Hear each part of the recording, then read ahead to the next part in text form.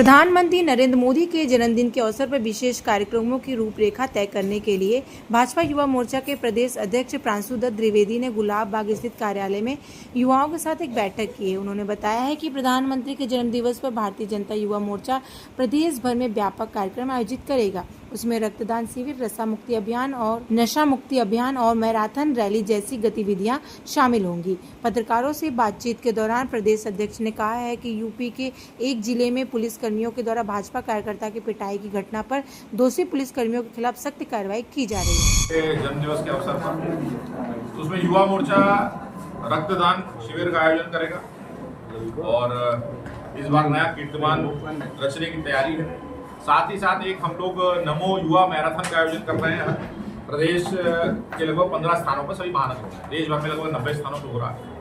और उस नमो मैराथन में जो हमने थीम ली है वो नशा मुक्त भारत की थीम ली है। तो नौजवानों को नशा मुक्ति के लिए प्रेरित करना और मोदी जी के 75 वर्ष के अवसर पर एक मैराथन का आयोजन करना, फिटनेस के प्रति जागरूक करना, उसी की बैठक की तैयारी की दृष्टि से मेरा यहाँ देखिए ऐसा है, जो उस थाने के इंस्पेक्टर वगैरह थे उनको सस्पेंड किया गया, लाइन हाजिर किया गया, सब किया गया है। और मैं आज आ रहा था तो यहाँ मेरा बनारस का प्रवास था, तो मुझे जानकारी हुई ऐसे अपने कार्यकर्ता, मैं उनके परिवार से मिलने भी गया। तो परिवार एक बहुत ही सामान्य परिवार, बुजुर्ग, उसके पिता, एक भाई जो बाहर नौकरी करता था वो आया वहाँ से, और यही जो मुख्यतः माता पिता का सहारा जो है, यही व्यक्ति जो इस घटना में जिसकी मृत्यु हो गई हमारे कार्यकर्ता की, इसी के सहारे परिवार चल रहा। उन्होंने अपनी पूरी बात कही, अपना एक मांग पत्र भी मुझे दिया है। मैं मुख्यमंत्री जी से उस मांग पत्र के साथ मिलने वाला हूँ और मेरा निश्चित तौर पर मुख्यमंत्री जी से आग्रह रहेगा कि जितना कठोरतम कार्रवाई जो होनी चाहिए उनको इस मामले में निश्चित तौर पर करनी चाहिए। तो क्या भाजपा युवा का विंग उस परिवार से मिलने जाएगा और उसको सहायता राशि की भी मांग करेगा, दिलाएगा? सहायता राशि कुछ अपने स्तर से उन्होंने दी है, लेकिन अभी वो संतुष्ट नहीं है। मुझे लगता है कि और चूंकि उस परिवार को संतुष्ट करना हमारा कार्यकर्ता है, हमारी जिम्मेदारी, और उस परिवार को न्याय दिलाने के लिए जो संभव होगा। अध्यक्ष जी, जो बयान आ रहे हैं वहाँ का जो कप्तान है ई राजा, बड़ा गैर जिम्मेदाराना तरीके से उसने बयान भी दिया घटना के बाद।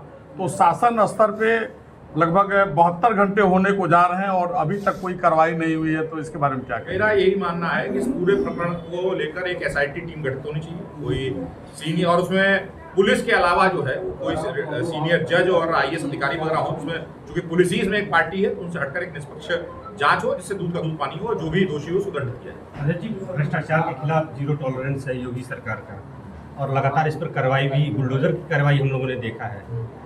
लेकिन जैसे कानपुर के विधायक का एक क्लिप आपने देखा होगा, उन्होंने कहा कि जो भी विधायक निधि आता है उसमें से 10% कमीशन हम लेते हैं। आप क्या कहेंगे कि ऐसे ऑन कैमरा और ऐसे खुले मंच पर ये कहना? देखिए, सरकार में चाहे प्रधानमंत्री हो चाहे मुख्यमंत्री, आप जानते हैं देश में ऐसे मुख्यमंत्री प्रधानमंत्री ये सौभाग्य अवसर है कि हमको मिले। अब कौन नीचे, भाई मुख्यमंत्री प्रधानमंत्री की मंशा के अनुरूप चलना चाहिए, कैसे चलना है कैसे नहीं चलना है एक अलग विषय है। लेकिन मेरा मानना ये है कि विकास कार्य हो, नीचे तक जो एजेंडा सरकार का है, बहुत सारी चीजें निकलकर नेगेटिव भी आती है, लेकिन उससे 100 गुना ज्यादा चीजें जो है पॉजिटिव हुई है। आज मैं आ रहा था उधर से, तो एक्सप्रेसवेज के बारे में चर्चा हो रही थी, कानून व्यवस्था की चर्चा हो रही थी, तो बहुत सारी चीजें हैं। उसी में बीच में अगर कोई असंतुष्ट होता है उससे बात भी सरकार करती है, अपने मुख्यमंत्री बात करते हैं, हम तो 10% लेते हैं। अब ऐसा कहा है तो निश्चित तौर पर जांच होनी चाहिए। ऐसा क्यों कह रहा है, क्या विषय? रक्तदान शिविर की आपने बात की, गठबंधन के लोग कहेंगे और सरकार प्रति मोहन करेंगे। सरकार जबकि यूपी में है, लेकिन युवा बहुत असंतोष में है अपने रोजगार को लेकर। देखिए, अभी कुछ दिन पहले जो पुलिस की भर्ती हुई, उसके एक साथ प्रमाण पत्र लखनऊ के स्टेडियम बांटे गए, और ऐसा पहली बार हुआ इतनी बड़ी संख्या में, बिना किसी को पर्ची खर्चा दिए हुए ईमानदारी से जो भी योग्य है उसको नौकरी देने का इस सरकार ने किया है। जहां पूर्व की सरकार में, अखिलेश यादव की सरकार में, पहले फर्जी डिग्री मिलती थी, फिर उनको फर्जी तरीके से नौकरी दी जाती थी और पैसा वसूला जाता था, उसके विपरीत इस सरकार में पारदर्शी तरीके से सब कुछ देने का काम हुआ है। जहां पूरे विश्व में टैरिफ और इस तरह की तमाम समस्याएं आ रही, उनका भी समाधान करने के लिए आपने देखा GST से लेकर कितने प्रकार की छूट अपनी सरकार ने देने का काम किया। तो नौजवान जानता है कि उसका भविष्य अगर किसी के नेतृत्व में सुरक्षित है तो आदरणीय प्रधानमंत्री नरेंद्र मोदी जी और उत्तर प्रदेश के मुख्यमंत्री योगी जी के नेतृत्व में है, और नौजवान हमारे साथ 27 में पूरी ताकत से जुड़े। लेकिन पेपर लीक का भी मामला बहुत ज्यादा होता है। इस पर किस तरह से कंट्रोल पेपर किया जाएगा? लीक युवा उससे बहुत परेशान है। पेपर लीक को पकड़ा भी अपनी सरकार में आता है, कठोर कार्रवाई भी होती है, और आपने देखा कि पुलिस भर्ती में इतनी बड़ी पुलिस भर्ती को ईमानदारी से करने का काम भी अपनी सरकार ने किया। क्या लग रहा है नेपाल के बाद अब भारत का भी नंबर है? किस चीज ऐसा विपक्ष का लोग कहना है कि राजनीतिक सत्ता मतलब एकदम सीधे उखाड़ के फेंक दिया गया, जिस देखिए, तरह से ऐसा है- नौजवानों ने दिखाया वहाँ। जिस देश की जो परिस्थिति है, तो उस देश के नौजवानों में वैसा असंतोष रहा होगा, तो वैसी परिस्थिति रही होगी। लेकिन अस्थिर लोकतंत्र किसी भी देश के लिए अच्छा नहीं। हम लोग बड़े सौभाग्यशाली हैं कि अपने देश में ऐसा नेतृत्व है जो अपने देश को आगे बढ़ा रहा है। आप देख रहे हैं दुनिया की इतनी बड़ी अर्थव्यवस्था के रूप में, देश का विकास के रूप में, सड़कें हर क्षेत्र में आगे बढ़ रहे हैं, और ऐसा नेतृत्व, मोदी जी जैसा नेतृत्व हमको मिला हुआ है, ये बड़ा सौभाग्य का विषय है। और नौजवान उनके नेतृत्व में अपना भविष्य सुरक्षित मानते हैं। लेकिन विपक्ष के लोग तो कह रहे हैं कि इससे मोदी जी को सीख लेनी चाहिए।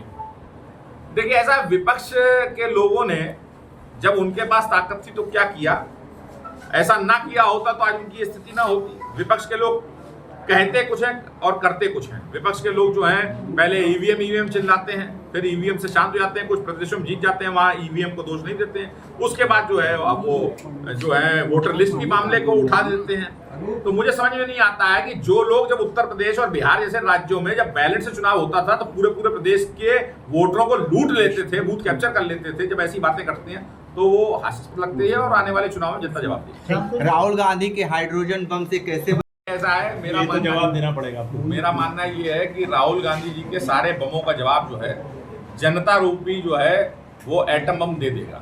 रामपुर जी, संतों का लगातार भारत को हिंदू राष्ट्र घोषित करने की मांग उठ रही है, सरकार से मांग है, युवाओं का भी आह्वान किया है। ऐसे में आज धीरेन्द्र शास्त्री वाराणसी में थे, उन्होंने कहा कि भारत को हिंदू राष्ट्र बनाना चाहिए, नेपाल को भी हिंदू राष्ट्र पहले की तरह बनाना चाहिए।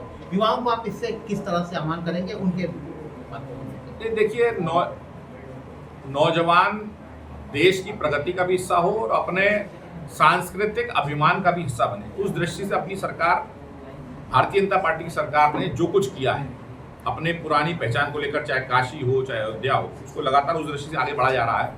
और देखते हैं आगे क्या होता है।